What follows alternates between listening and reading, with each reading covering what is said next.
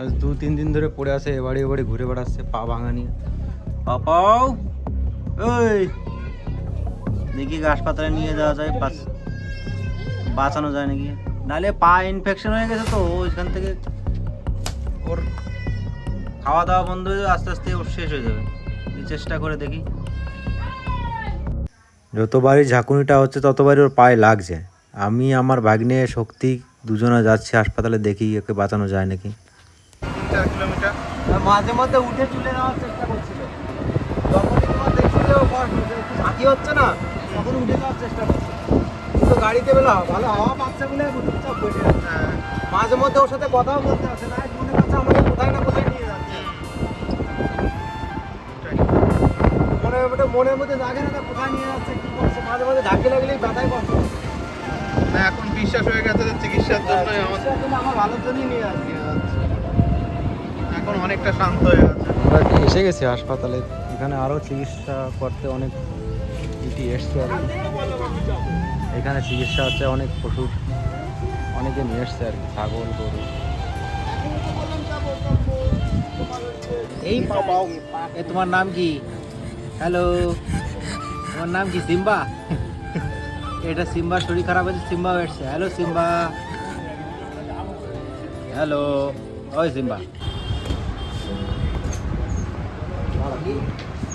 ব্যথা তো ব্যথা পাটা উপরে থাকবে।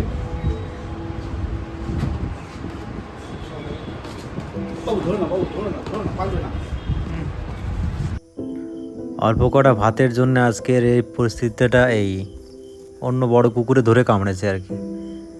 নিজের ভালোটাই পরে ভাবে, আগে অন্যের ভালোটা ভাবে। আমার পিছন পিছন যেখানে যাব সেখানে চলে যাবে, এই জন্য এর প্রতি মায়াটা বেশি, সেই জন্য না নিয়ে আসে পারলাম না আর কি, এর কষ্ট দেখে। এই যে আমাদের ফেসবুকের ব্যান্ডেজ হয়ে গেছে, এবার ফেসবুক আমাদের সুস্থ হয়ে যাবে, তাই না? ফেসবুক টাকা আমাদেরকে পাও সুস্থ হয়ে যাক, আমি এটাই চাই। এখন তাও এর খেয়াল রাখতে হবে। আর সোমবারের দিন আনতে হবে বললো ডাক্তারবাবু, সোমবারের দিন আনি, দেখি কি বলে।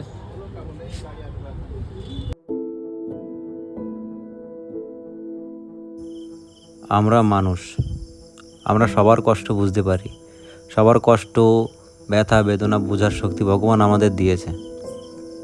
কিন্তু কিছু মানুষ আছে যারা তোমার দেখেও না দেখার ভান করে চলে যায়, কারণ সবাই তার লাইফে ব্যস্ত আর কি।